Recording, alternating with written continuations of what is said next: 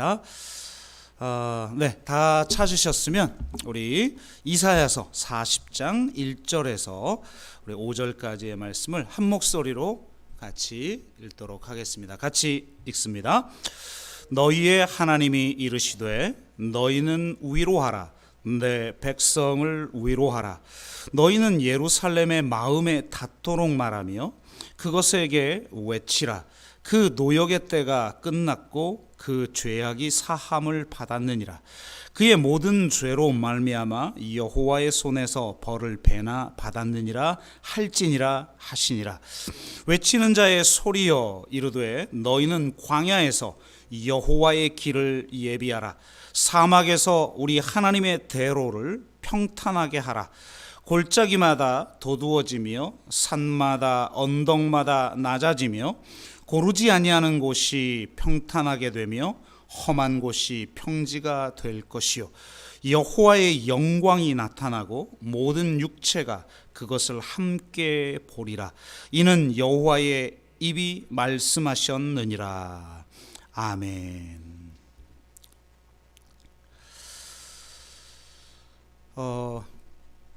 내면의 문제를 다루기 위해서 7대 죄악에 대하여 나누게 된다는 말씀을 드렸는데요.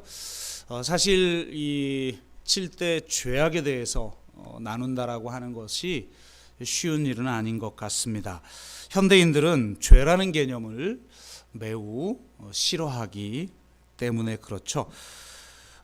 죄를 심리적인 문제 혹은 심리적인 질병 정도로 보곤 합니다. 양심의 가책이 없어지는 둔감화, 또 죄를 다루고 싶어하지 않는 회피, 죄를 죄로 여기지 않는 합리화, 죄를 마음속 깊이 숨기려는 은닉화, 죄를 범하지 않고 살 수 없다는 정당화, 심지어는 죄를 미화하려는 위장이 나타나고 있죠. 한번 PPT, 첫 번째 PPT를 한번 보여주시겠습니까?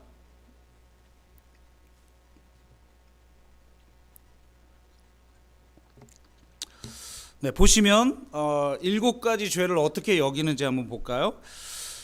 교만을 삶의 권리로, 시기를 삶의 본능으로, 분노를 삶의 정의로, 나태를 삶의 여유로, 탐욕을 삶의 원동력으로, 탐식을 삶의 기쁨으로, 음욕을 삶의 쾌락으로 미화하려는 그런 경향이 있다는 겁니다. 물론 죄를 문제나 질병 개념으로 접근하는 것도 필요합니다. 죄 자체가 아니라 죄를 범한 사람에게 다가갈 때, 그러니까 죄의 문제에 직면하는 게 아니라 그 죄를 범한 사람에게 다가갈 때는 이런 관점이 매우 중요합니다. 마태복음 9장 12절에서 예수님께서 이렇게 말씀하시죠. 건강한 자에게는 의사가 쓸데없고 병든 자에게라야 쓸데있느니라. 13절 전반부는 이렇습니다. 너희는 가서 내가 긍휼을 원하고 제사를 원하지 아니하노라 하신 뜻이 무엇인지 배우라.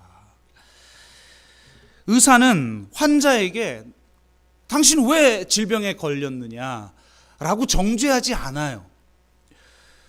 긍휼의 마음으로 그 질병을 고쳐줄 뿐입니다. 이처럼 죄인을 향해서는 의사의 관점이 필요한 것이죠. 하지만 주님은 13절 하반부에서 이렇게 말씀하시죠. 나는 의인을 부르러 온 것이 아니요 죄인을 부르러 왔노라. 여기서는 병자라고 하지 않고 명확하게 죄인이라고 말씀하고 계셔요. 그러니까 죄인을 향해 다가갈 때는 의사의 관점으로 긍휼의 마음을 보여주지만 그 죄에 대해서는 명확하게 죄라고 말씀하신다는 겁니다. 죄를 죄로 여기지 않는 현대인들에게 우리는 죄를 분명하게 죄라고 말할 줄 알아야 합니다. 하지만 바리새인처럼 정죄하기 위해서가 아니라 긍휼의 마음을 가지고 접근해야 합니다. 긍휼의 마음을 가지고 죄의 문제를 접근한다는 것은 어떤 의미가 있을까요?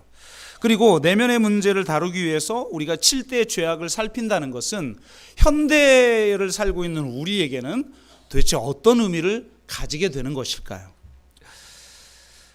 다음 주부터 이제 교만으로 시작해서 7대 죄악을 하나하나 다루게 될 텐데, 오늘은 개론적인 이야기를 먼저 하고 우리가 이 후반부에서는 본문 말씀을 통해서 그 의미가 무엇인지를 함께 나누도록 하겠습니다. 먼저 개론적인 이야기를 하도록 하겠습니다. 7가지 대죄가 처음으로 형태를 갖추고 나타난 것은 다음 PPT 한번 보여주실래요? 4세기 사막 수도사인 에바그리우스에게서입니다. 그는 수도 생활 중에 받는 유혹에 대한 실제적인 지침을 만들면서 8가지 악한 사상이라는 목록을 만듭니다. 이 목록은 이렇습니다. 탐식, 정욕, 탐욕, 우울, 분노, 나태, 허영, 교만. 이렇게 8가지 악한 사상 목록입니다. 그는 예수님이 광야에서 마귀와 씨름했듯 수도사들이 이런 악한 사상들로 위장하여 찾아오는 마귀와 싸워야 된다는 거예요. 이후에 이 8가지 죄의 목록을 아주 상세하게 신학적으로 설명해 준 사람이 있는데 바로 요한 카시아누스입니다.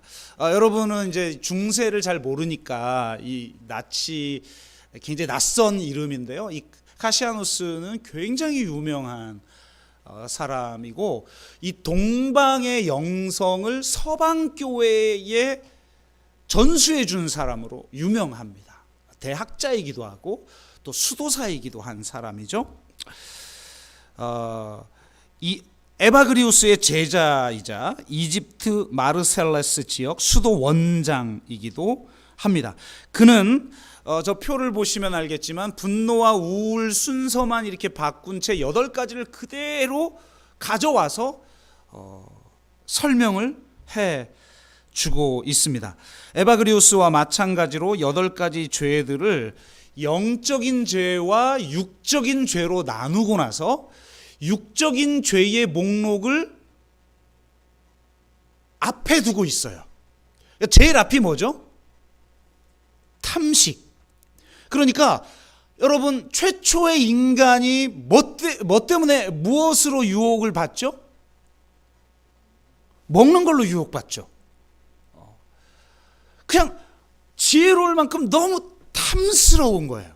여러분, 예수님이 광야에서 유혹을 받을 때 첫 번째 유혹이 뭐죠? 먹는 거예요. 빵의 문제. 그러니까 이 사막에서 수도사들이 가장 직접적으로 유혹을 받는 문제가 탐식이었다고 생각이 들어요. 제가 봐도. 그리고 바로 이 최초의 유혹도 먹는 문제예요. 예수님의 첫 번째 유혹도 먹는 문제이니까 인간이 아주 본능적으로 가장 직접적이고 최초로 받는 유혹이 이 탐식의 문제일 것이다. 이렇게 접근하는 거예요. 그래서 이 육적인 죄들, 탐식, 정욕, 내 몸이 직접적으로 겪는 유혹 아닙니까?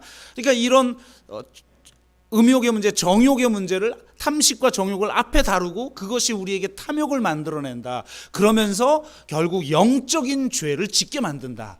이렇게 해석을 한 거예요. 육적인 죄와의 싸움에서 승리하지 못하면 더 힘든 영적인 죄와의 싸움에서 결코 승리할 수 없다고 보았어요. 이런 수도원적인 영적 규칙을 교회 일반에 적용한 사람이 교황 그레고리우스예요. 아주 굉장히 유명한 교황이고 선한 교황이죠. 그레고리우스는 육적인 죄보다 영적인 죄가 더 중요하고 근본적인 죄라고 보았어요. 사실 우리가 살면서 일상생활을 하면서 이 탐식의 문제를 먼저 접근하다 보면 쉽지 않죠. 삶 자체가 좀 쉽지 않죠. 그리고 좀 더 보편적으로 적용하려면 근본적인 문제를 통해서 접근해야 된다. 이게 역시 교회를 섬기는 사람의 관점, 수도사들하고 좀 다르죠. 그래서 가장 중요한 다음 그 화면을 보면 그레고리우스가 나오죠. 그레고리우스는 이 8가지 항목 중에 교만을 가장 중요한 이 모든 죄의 근본 뿌리라고 여겼어요. 그래서 거기 보면 점선으로 나눠져 있죠. 교만은 별도로 다루고 나머지 죄악 8가지 중에 7가지가 바로 7대 죄악이다. 이때부터 8이 아니라 7이라는 숫자가 나오기 시작합니다. 여러분도 브래드 피트가 연기한 그 영화 세븐 이거 보시면 그게 7대 죄악에 대한 이야기잖아요. 그러니까 이 7가지 죄악을 나누고 그러나 그것과 별도로 이 모든 죄의 뿌리가 교만이다. 이렇게 말하기 시작한 겁니다. 그리고 이 7가지 중에 나태와 우울을 하나로 합쳐서 우울이라고 표현을 했고 전혀 새로운 죄가 하나 드러나죠. 그리고 우리가 지금 가지고 있는 7가지 중에 하나로 정착한 시기의 문제를 다룹니다. 이 그레고리우스는 굉장히 중요하죠. 왜냐하면 인간은 이 시기의 문제가 너무 심각한 건데 이전에는 다루질 못했던 거예요. 아마 모여서 사니까 이 시기의 문제는 별로 겪지 않았나 봐요. 비슷한 사람들끼리 모여서 그런가요?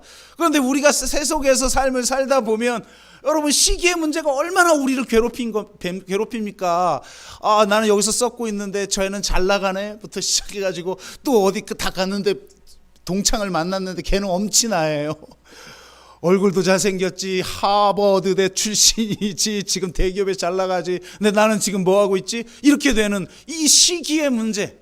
그래서 그레고리우스는 이 그리스도인들이 가장 심각하게 겪는 문제, 이 시기를 굉장히 앞에 두고 있다는 겁니다. 그리고 그 다음이 바로 이것을 신학적으로 아주 섬세하게 다룬 사람이 그 유명한 중세의 대학자죠.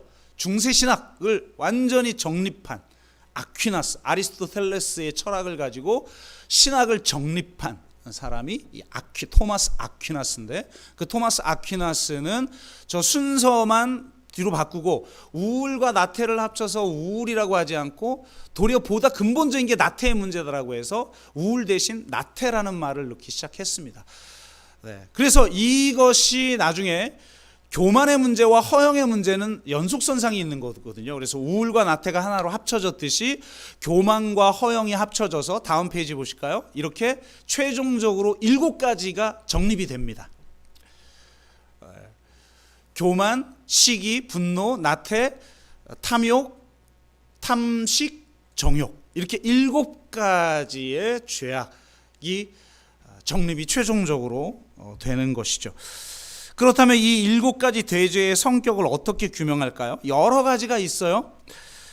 몇 가지만 소개를 하면, 첫째는 죄를 욕망의 문제로 봅니다. 그러니까 왜곡된 욕망과 과도한 욕망이 7대 죄악을 만들어낸다는 거죠. 욕심이 잉태하여 죄를 낳고 죄가 장성한 즉 사망을 낳는 법이죠. 중세 신학자들은 다양한 마귀들이 인간의 이 욕망을 이용해서 유혹하여 7가지 대죄를 짓게 만든다고 봤어요. 이게 보편적인 중세의 관점입니다. 항상 이 마귀가 개입되죠. 그 마귀가 우리의 이 욕망을 이용한다는 겁니다. 그러니까 여러분, 이 욕망의 문제를 다루지 못하면 넘어가게 돼 있어요. 그 다음에 둘째, 죄를 자기 중심성의 문제로 봐요. 현대 신학자들은 대체로 이렇게 해석합니다. 죄란 결국 자기 사랑이라는 거예요. 자기 애의 문제, 나르시시즘의 문제라는 겁니다. 참 기가 막히죠. 그래서 말세의 사도 바울이 뭐라고 그래요? 말세의 특징을 이야기하면서 가장 먼저 얘기하는 게 뭡니까? 자기를 사랑하고 근데 지금 세상은 자기를 사랑하라고 그러잖아요. 뭐 그런 메시지도 중요한데 엉뚱한 걸로 그 사랑을 증명하려고 하니까 이게 잘못 타겟을 잡고 있는 거죠. 그래서 죄라는 건 결국 하나님과 이웃마저도 도구화하는 자기 사랑. 그러니까 자기 사랑, 도구로 다 이용하는 거예요. 수단화 시키는 거죠. 하나님조차 또 사랑하는 사람이라고 하는 존재들조차. 셋째는 제가 이게 쫙 길게 설명을 해놨는데요. 시간상 좀 줄여야 될 것 같아요. 그래서 셋째, 넷째, 다섯째는 핵심만 이야기하자면 죄는 좋은 것의 왜곡이다. 넷째는 좋은 것의 결핍이다. 다섯째는 좋은 것을 낭비하는 것이다. 뭐 참 말 되는 것 같습니다. 네. 그런데 가장 유명한 것이 여섯째인데요. 죄를 사랑의 문제로 봤어요. 자, 다음 페이지 한번 보여주실래요? 그 유명한 단테의 신곡이 지옥 1부, 지옥, 2옥, 연옥, 3부가 천국이잖아요. 영화도 나왔는데 지옥이 임페르노라고 하는 영화 보셨습니까? 네, 임페르노. 이게 지옥 단테의 신곡 제 1부입니다. 임페르노. 저렇게 생겼어요. 왼쪽 여러분 보시기에는 어떻게 되는 거죠? 왼쪽. 네. 왼쪽에 있는 겁니다. 왼쪽에 있는 그런 그림이고요.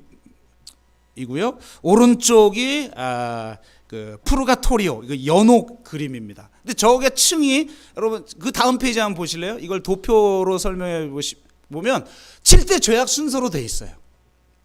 네. 그 죄 때문에 그 지옥에 몇 층에 있고 몇 층에 있고 몇 층에 있고 그다음에 연옥에서는 몇 층에 있고 몇 층에 있고 몇 층에 있고. 그런데 거기 보시면 설명이 나오는데 지금 잘 안 보일 것 같아서 제가 검색을 어마어마하게 했는데 뒤져보다가 저 그림을 다음 그림을 하나 발견했어요. 네. 보실까요? 네네. 저렇게 나눈 거예요. 그러니까 단테는 아까 그 연옥 그림에 보면 저게 나누어져 있는데 너무 작아서 잘 안 보여가지고요. 보면 교만, 시기, 분노. 그러니까 앞에 세 가지죠. 이거를 왜곡된 사랑으로 봤어요. 그리고 정중앙에 있는 그 나태, 이거를 결핍된 사랑으로 봤어요. 그리고 후반부에 있는 세 개의 사랑은 지나친 사랑. 이 사랑이 이렇게 잘못된 거죠. 이렇게 단테는 저 7가지 죄를 사랑의 문제로 접근을 하고 있습니다. 저는 이것을 오늘 본문 말씀으로 한번 해석을 해보려고 합니다. 다음 페이지 한번 보여주실래요? 이제 마지막 PPT인데요. 개론적인 이야기를 오늘 본문으로 좀 마무리를 해볼까 하는데요. 제가 고민하다 나름대로 그래프를 한번 그려봤어요. 할 줄 모르는 작업을 하느라고 아주 피곤했습니다. 근데 어쨌든 오늘 저는 개인적으로 죄를 세 가지로 나눴죠. 여러분 성자와 혁명가를 읽어보시면 나오잖아요. 교만, 태만, 기만. 이 태만이 나태죠. 교만, 태만, 기만인데 핵심적인 건 교만과 태만이에요. 교만은 높아지려는 죄고 태만은 낮아지려는 죄죠. 여러분 높아지려는 것만 죄가 아니에요. 낮아지려는 것도 죄예요. 자기 비하죠. 자기 비하. 그것이 이제 나태를 만들어내는 것이고, 그리고 이렇게 자기 죄를 합리화하는 기만, 이런 게 있어요. 그래서 말씀으로 이 기만을 깨트려야 자기가 높아지려고 하고 낮아지려고 하는 게 보이는 거죠. 그래서 말씀이 굉장히 중요한 건데 오늘 본문은 이 두 가지를 이야기하고 있어요. 오늘 본문은 제2 이사야라고 불리는 파트의 첫 장이에요. 40에서 55장이 제2 이사야인데 이 40에서 55장까지는 이스라엘의 회복을 예언해요. 근데 이스라엘의 회복에 대한 예언의 첫 장에서 이렇게 이야기하죠. 그러니까 왕이신 하나님이죠. 왕이신 하나님이, 거기 보면 하나님의 대로라는 게 이게 이제 이 중동의 지리를 공부해 보면 왕의 대로라는 게 있어요. 왕의 대로. 거기로 이제 뭐 예를 들면 북쪽으로는 그 아수르나 뭐 이런 곳 바벨론에서 남쪽에 이집트까지 관통하는, 이스라엘을 관통하는, 옆으로 이렇게 관통하죠. 관통하는 왕의 대로가 있어요. 그러니까 그걸 하나님의 대로라고 오늘 표현하고 있는데, 그 왕의 대로를 평탄케 하라고 말씀하시는 거죠. 3절 보세요.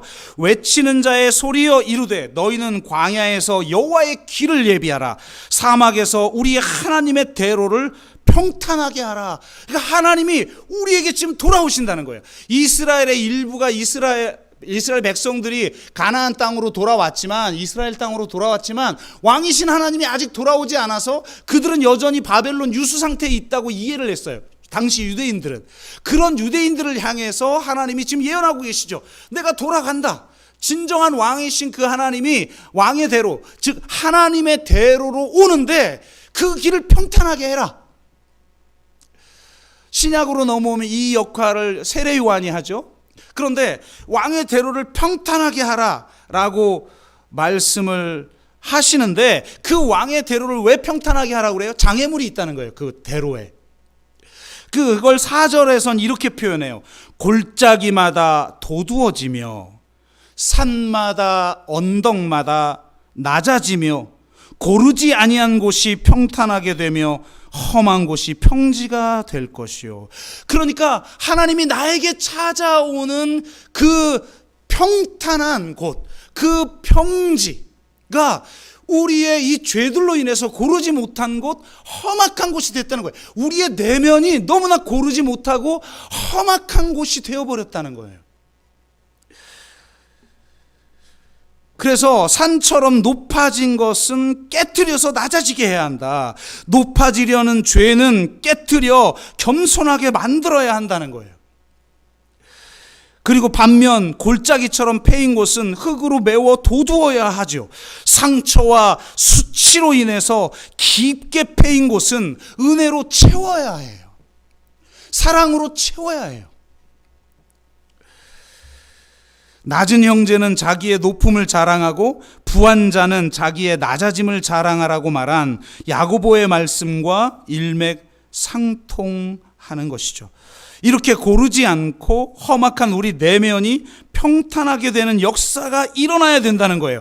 고르지 않고 험악한 곳이 평지가 될 때 그곳을 통해서 왕이신 하나님이 귀환한다는 겁니다. 그분이 우리에게 올 때 그분의 여호와의 영광, 마지막 절은 뭐라고 돼 있어요? 5절에 여호와의 영광이 나타나고 모든 육체가 그것을 함께 보게 될 것이라. 아멘. 하나님이 우리에게 귀환하여 임재하시고 그분의 영광, 쉐카나의 영광이 임하게 될 것이라는 거예요. 우리의 모든 육체가 그 영광을 보게 될 것이라는 거예요. 우리의 삶이라는 것은 원래 이렇게 하나님의 영광을 맛보며 살아가도록 창조된 그런 삶이에요. 우리의 존재가 그런 것이고 우리의 삶이 그런 것이에요.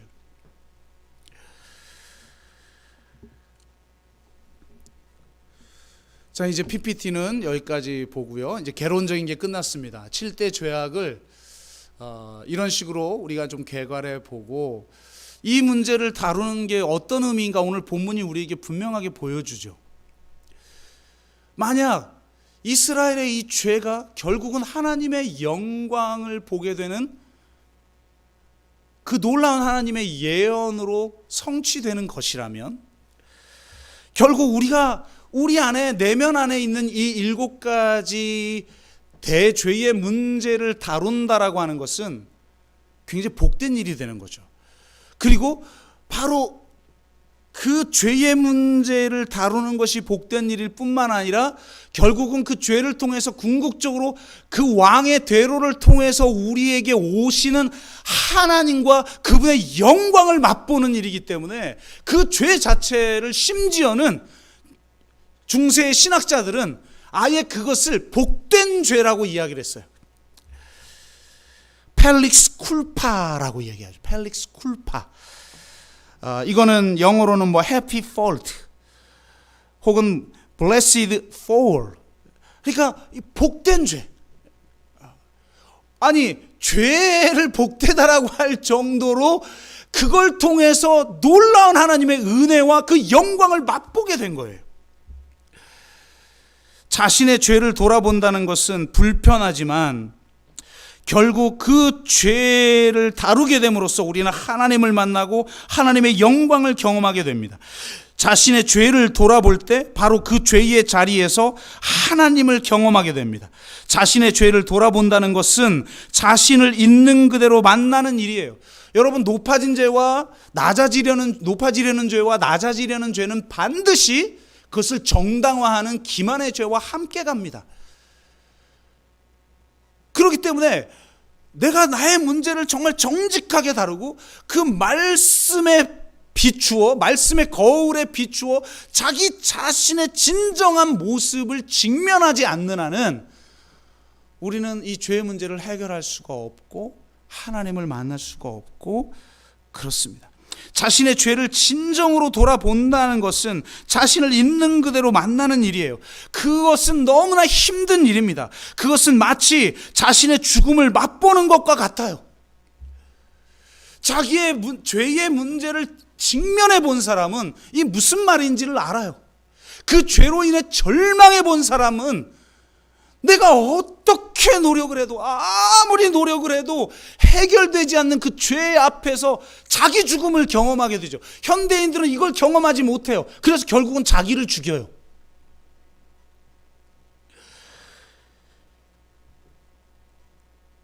바로 자기가 죽는 그 자리에서 우리는 이미 그 자리에 함께 하시는 하나님을 만나게 되는 거예요.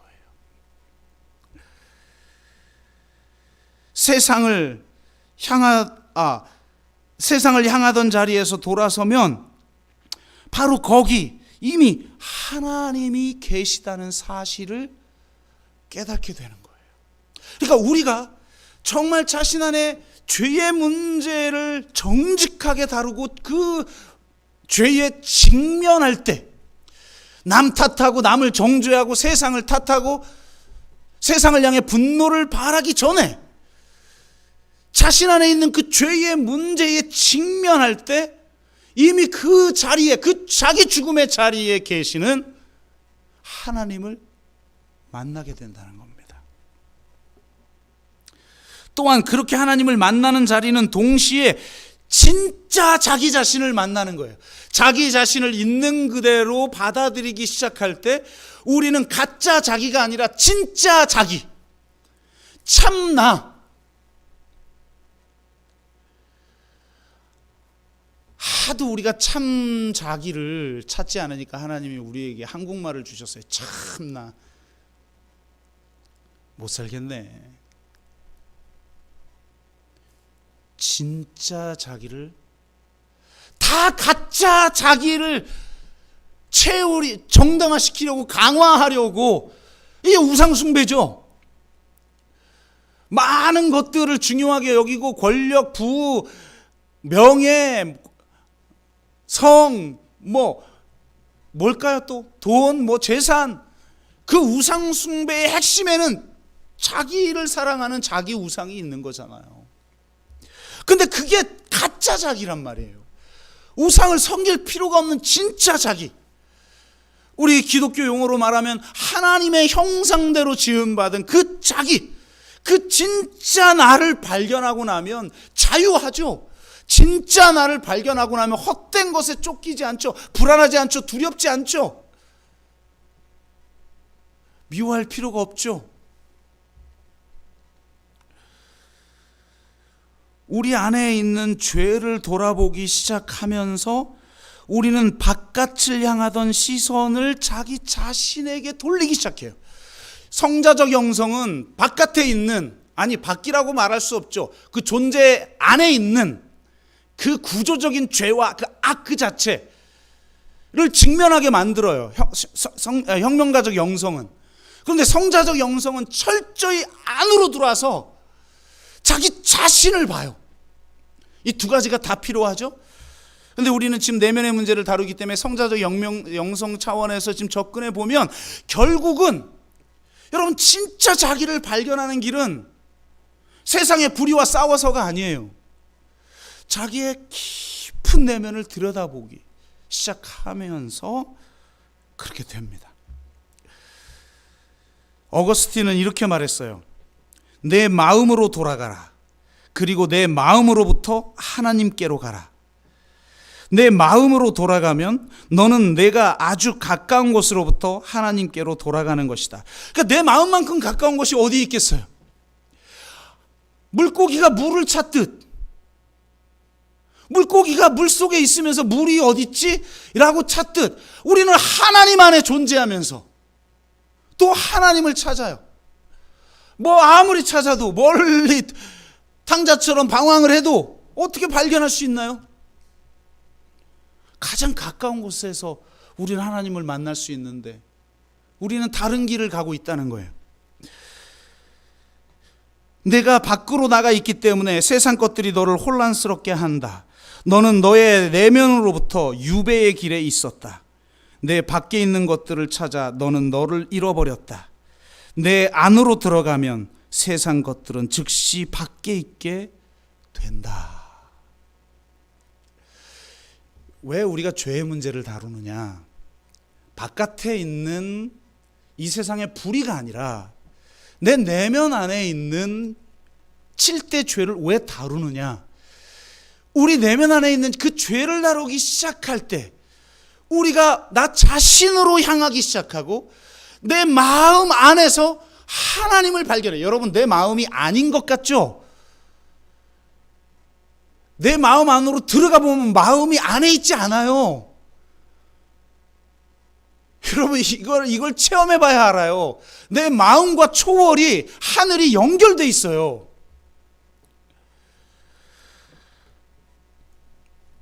그래서 우리의 내면의 문제를 다루게 된다는 겁니다.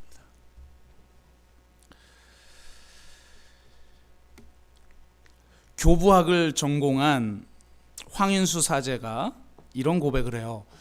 교부학을 전공하다 보니까 이제 7대 죄악에 대해서 다룬 책을 쓰셨고, 저도 이번에 말씀을 준비하기 위해서 읽다가 자기 고백을 읽게 되는데 이런 고백을 하더라고요. 그가 사제 서품을 준비하면서 피정을 가게 되었다고 합니다. 신부가 된다는 것은 영적 아버지가 된다는 것인데, 내가 서원을 하기는 했지만 자신은 영적 아버지 노릇을 하는 게 적합하지 않다는 생각 때문에 계속 주저가 되는 거예요. 그래서 잘 못할 것 같고, 그래서 피정을 갔는데 지도 신부로부터 예수님도 아침 일찍 일어나서 기도하러 외딴 곳으로 가셨으니까 한번 새벽에 기도해 보는 것은 어떤가라는 영적 지도를 받아요. 우리야 뭐 새벽 기도 문화가 개신교는 있지만 카톨릭은 없죠. 이제 서구에도 없고 우리 한국에만 있는 문화인데, 그 제안을 받고 나서 하나님 정말 내일 새벽에 한번 일어나게 해주세요. 그리고 기도하고 잤는데 진짜 새벽에 깬 거예요. 그래서 이 새벽에 깼는데, 여러분 새벽 기도 문화가 없는 곳이니까 새벽에 깨가지고 어디 그 예배당에 들어갈 수도 없고 뭐 기도실에 들어갈 수도 없고 하니까, 내가 열려있는 곳이 있구나. 바로 내 숙소 베란다에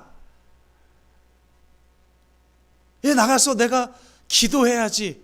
그러고 하나님은요 언제 찾아올지 몰라요.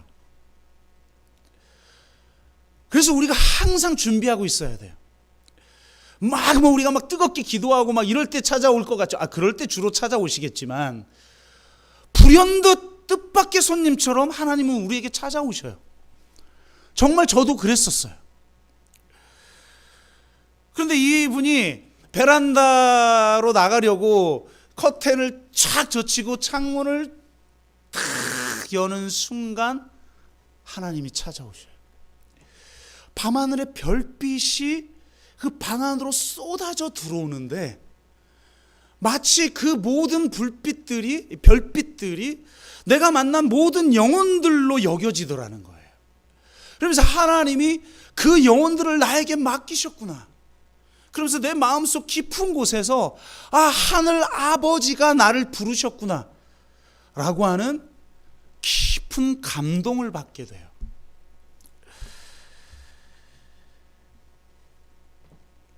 자신은 절대로 영적 아버지 노릇을 할 수 없을 거라고 생각했는데 하나님이 자신을 신부로 부르셨고 세상의 영혼들을 찾으라는 그런 사명을 자신에게 주셨음을 명백하게 깨닫게 됩니다. 그런데 거기에 더 중요한 것을 발견하게 돼요. 거기서 하늘 아버지가 나에게 쏟아 부어주시는 그 은혜를 거기서 놀랍게 경험하면서 그가 하나를 깨닫게 되는데, 왜 나는 이 영적 아버지가 되는 것을 주저했을까라는 그 근본 원인을 그 자리에서 보여주셔요. 그는 자신의 내면에 있는 문제를 발견합니다. 영적 아버지 노릇을 잘하지 못할 거라는 생각에는 하늘 아버지에 대한 원망이 깃들어 있었고, 그것은 곧 육신의 아버지를 미워하는 마음에서 비롯된 것임을 하나님이 알게 해주셔요. 그는 또래나 후배들과는 잘 지내는 편인데 수도원 어른들하고도 가끔 충돌하는 경우가 있어요. 이거는 저하고 제가 내치 때 간증을 했지만 저하고 좀 비슷했던 것 같아요. 저도 후배나 친구나 혹은 여성들이나 하고는 별로 안 부딪히는데 선배와 어른하고는 좀 부딪혀요. 왜 그럴까를 하나님이 진짜 명확하게 보여주셨죠. 그건 제가 내치 때 간증을 하는 부분이고, 우리가 충돌을 하는 거예요. 그런데 그날 이 수도원의 어른들에 대한 이 분노가 어디에서 비롯된 것인지를 깨닫게 돼요. 자신은 그동안 자신이 정의로워서 그렇게 충돌하는 거라고 생각했던 거예요. 자신은 약자에게는 한없이 그냥 약하고 자신은 강자에게만 자신은 강할 뿐이다 라고 자신을 정당화시켰는데, 실상은 자기 아버지에 대한 분노가 그 내면 속에서 분노의 죄를 짓게 만든 거라는 거예요.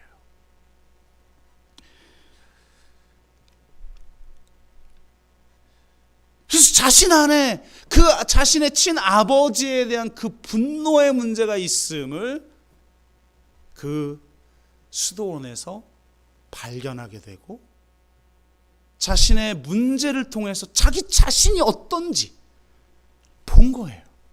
그리고 나의 현실에 있는 모습, 그게 다 감춰져 있거든요. 기만의 죄로 다 나를 정당화하기 때문에 자기 자신을 못 봐요. 그러다가 있는 그대로 보다가 그 자신을 있는 그대로 보기 시작하면서 자신 안에 있는 더 깊은 자기 자신, 하나님이 나를 있는 그대로 사랑하시는 그 진짜 나를 발견한 거예요. 그러면서 사랑하게 되고, 그러면서 수도원의 어른들하고도 충돌하지 않게 되는 그런 놀라운 은혜를 경험하게 됩니다.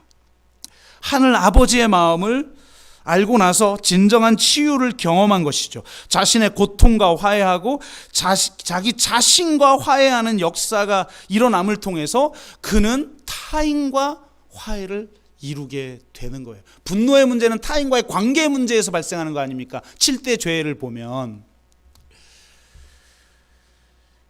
이렇게 죄를 우리가 다룬다라고 하는 것은 결국은 하나님을 만나는 것이고, 결국은 자기 자신과 만나는 길이라는 거예요. 우리가 7대 죄, 이 불편한 7대 죄악을 다루는 이유가 뭘까요? 그냥 내가 죄인이라고 하는 그 비관적인, 절망적인 그런 마음을 가지고 살라는 걸까요? 그게 아니에요. 정말 오늘 말씀이 굉장히 놀라운 말씀을 우리에게 주고 계시는데, 자, 1, 2절 말씀을 보세요. 너희의 하나님이 이르시되 너희는 위로하라. 내 백성을 위로하라. 너희는 예루살렘의 마음에 닿도록 말하며 그곳에게 외치라. 그 노역의 때가 끝났고 그 죄악이 사함을 받았느니라. 그의 모든 죄로 말미암아 여호와의 손에서 벌을 배나 받았느니라 할지니라 하시니라. 이스라엘이 왜 나라를 잃고 바벨론의 포로로 끌려갔을까요? 그들의 죄 때문이라는 거예요. 그들이 우상 숭배를 하고 불의를 저질렀기 때문에 하나님께 심판을 받았다는 거예요. 그런데 이제 그 노역의 때가 끝났고 그 죄악이 사함을 받았다고 일방적으로 선포하고 계셔요. 그들이 변했다든지 그들이 죄의 문제를 해결했다든지, 그들이 이제는 사랑을 받을 만하게 변했다든지, 그렇기 때문이 아니라 하나님이 일방적으로 이제 그 노역의 때가 끝났고 그 죄악이 사함을 받았다고 선포하고 계셔요. 아무 자격이 없는 이스라엘을 향해 신실하신 하나님의 그 긍휼과 자비가 은혜로 값없이 우리에게 부어질 것이라고 말씀하고 계시는 거예요. 그러면서 이렇게 말씀하셔요. 너희는 위로하라. 내 백성을 위로하라. 우리가 이 세상을 향해서 해야 할, 그리고 우리 자신을 위해 향해서 해야 할, 그리고 우리 공동체를 향해서 해야 할 가장 중요한 게 뭐냐? 위로의 선포입니다. 저는 이 말씀을 묵상하면서 정말 큰 은혜를 누리게 됐습니다. 하나님 아버지의 마음이 느껴졌어요. 우리가 제7대 죄악을 다뤄야 하는 이유가 무엇일까요? 자신의 힘으로 노력해서 선한 사람이 되라는 걸까요? 바리새인처럼 율법적인 사람이 되라는 것일까요? 혹은 노력을 하다가 실패하여 절망을 맛보라는 것일까요? 하나님을 두려워하는 그런 삶을 살라는 것일까요? 혹은 일부 성공한 것으로 자기 의의를 삼아 자랑하라는 것일까요? 그 자기 의의를 통해 남을 정죄하고 비판하고 판단하라는 것일까요? 그게 아니죠. 하나님이 놀랍게 우리의 죄의 문제를 다루기를 원하시는 그 이유를 우리에게 말씀해 주고 계셔요. 우리를 위로하기 위해서라는 겁니다.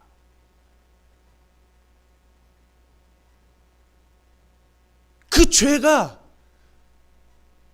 우리를 얼마나 괴롭히고, 여러분, 뜨거운 죄만 있는 게 아니라 차가운 죄가 있다고 그랬잖아요. 그건 다음 주에 한번 설명하기로 하고요. 내가 뜨거운 죄에 이기지 못하여서 절망함으로 말미암아 있는 것만이 아니에요. 교만하고 성공하고 막 질투와 분노를 통해서 내가 어느 자리에 높아져도 여러분 안 행복해요. 세상 사람들은 불행해요. 여러분, 우리가 왜 전도를 하나요? 우리가 왜 도대체 예수 그리스도를 세상에 내가 만나는 사람, 사랑하는 사람들에게 가장 소중한 걸 전하고 싶어 할까요? 세상 사람들이 겉으로 볼 때 이게 우리가 진짜 하나님을 안 만났기 때문에 세상을 부러워하는 거야. 아니, 세상에 성공한 사람은 왜 부러워합니까 도대체? 내가 하나님을 안 만난 거예요. 내가 진짜 하나님을 만나면 잠시야 인간적인 생각이 스쳐 지나갈 수 있죠. 마음의 문제를 내가 어찌합니까? 불평 챌린지 질문도 그렇게 하셨더구만요. 혹시 그 밴드 갈아 끼우는 게 마음속으로 지은 불평에도 갈아 껴야 되나? 그럼 우리 매일 계속 갈아 끼고 있어야 될걸요? 아예 좋은 방법이네. 아예 둘을 같이 이렇게 한 밴드로 수갑 차듯이 껴야 될걸요? 이거 언제 계속해? 마음은 내가 어찌할 수 없어요. 그래, 새가 나무 가지에 앉는 건 어찌할 수 없죠. 그러나 둥지를 틀게 하지 말자는 거예요. 내가 말로 혹은 행동으로 나타내지는 말아보자는 거예요. 근데 놀랍게 그렇게 훈련하다 보면 내 마음에도 덜 일어나는 거예요, 불평이. 뭔 말 하려다 그랬어요?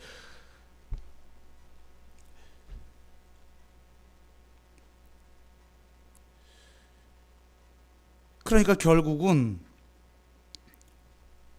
세상 사람들이 잠시 여러분 부러울 수 있죠. 저도 막 어디 좋은데 이번에 추석 때 좋은데 좀 다녀왔어요. 유명한 핫플레이스, 핫플이라고 하는 곳 좀 다녀와 봤더니 진짜 땅에 있으면 좋겠다. 일단 코아우징을 떠나서 땅에 있으면 좋겠다. 여기다 정원을 멋있게 꾸미고 동네 마을 사람들이 와서 그냥 쉼을 얻을 수 있는, 힐링을 할 수 있는 그런 공간을 아주 막 그냥 잠시 부럽죠. 그리고 막 부동산 또 보니까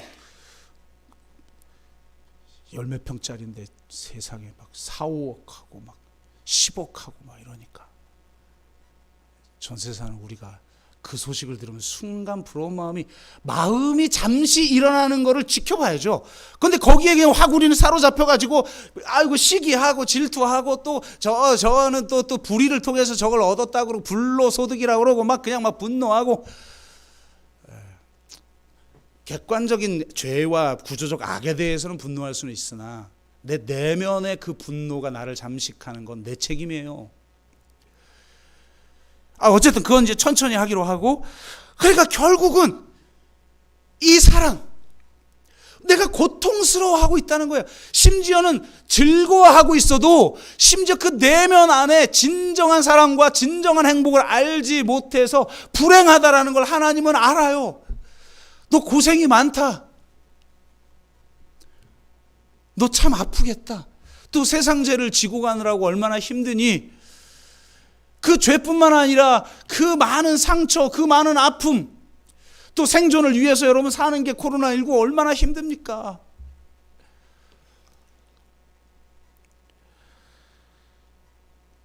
그 아픔, 하나님이 그걸 아셔서 죄로 말미암아, 명확하게 그들의 죄 때문이에요.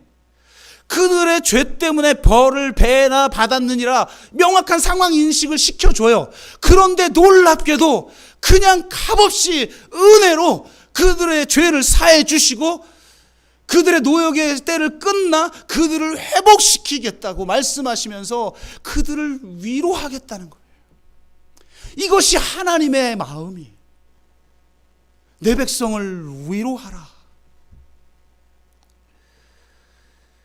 고린도 후서 1장 3절 찬송하리로다. 그는 우리 주 예수 그리스도의 하나님이시요 자비의 아버지시요 모든 위로의 하나님이시며.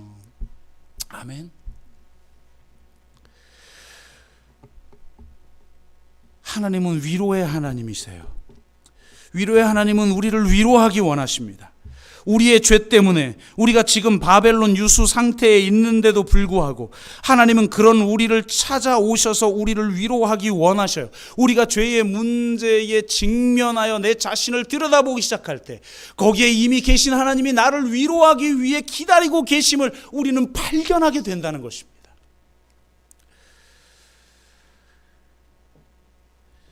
자기 자신을 만나게 되고 하나님을 만나게 되는 것입니다. 자기 자신을 만나고 하나님을 만나면 우리는 치유와 회복을 경험하게 되고 진정한 위로를 경험하게 될 뿐만 아니라 누군가를 위로하는 위로의 사람이 되는 것입니다. 고린도후서 1장 4절 우리의 모든 환난 중에서 우리를 위로하사. 우리를 이렇게 위로하시는 이유가 뭐냐? 우리로 하여금 하나님께 받는 위로로서 모든 환난 중에 있는 자들을 능히 위로하게 하시는 이시로다. 아멘. 내가 하나님의 진정한 위로를 누렸기 때문에, 그 십자가의 은혜로 진정한 위로를 경험했기 때문에 위로자로 살아가게 된다는 거예요. 여러분, 남의 잘못 비판하고 정죄하고 짜증내고 분노해서 뭐 하려고요?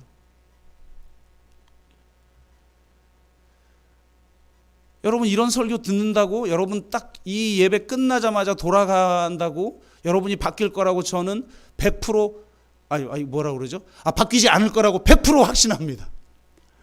제가 목회 한 20년 해보니까 은혜 받았습니다 목사님하고 제 손 붙잡는 사람이 칼 꽂더라고. 남들 앞에서 거룩한 척 하는 사람이 남 정죄하고 남에게 상처 주고 기도 많이 해서 영적 체험했다는 사람일수록 진짜 복음의 본질이 무엇인지를 모르고 엉뚱한 신비주의로 나가고 666 바코드 베리칩 이런 얘기나 했었고 진짜 본질을 놓치더라고요. 다른 방법이 없어요. 경건의 훈련은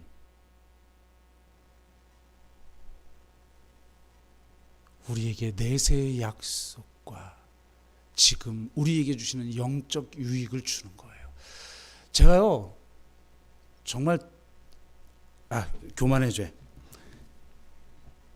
일반 목사들이 알지 못하고 경험해보지 못한 것들을 별걸 다 해봤어요. 동양 영성수련, 수도원도 가보고 선원도 가보고 비파사나도 해보고 소위 말해서 라즈니쉬의 영성 수련소도 가보고 뭐 별짓 다 해봤어요. 그래서 뭐 토마스 머튼 이런 거 뭐 읽으면 쉽고 우스워. 머리로는. 근데 제 삶이 그렇던가요? 여러분 보시기에 제가 존경스럽습니까? 한 명이라도 고개를 끄덕여줘야 내가 오늘 위로를 받을, 내 백성을 위로하라. 네, 감사합니다. 지금 3명이 고개를 끄덕여줘서. 사람들이 착해. 네. 훈련밖엔 답이 없구나. 제가 왜 이 코로나 시국에 놀아도 되는데 뭐하러 여러분하고 같이 밴드 이걸 갈아차고 이 훈련을 하려고 하겠어요. 이 어마어마한 폭포수같이 쏟아 부어주시고자 하는 이 은혜를 내가 영적 훈련을 하지 않는 한 내 것으로 만들 수 없구나 를 너무 뼈저리게 느끼고 있는 거예요. 그런데 10명도 신청을 안 해?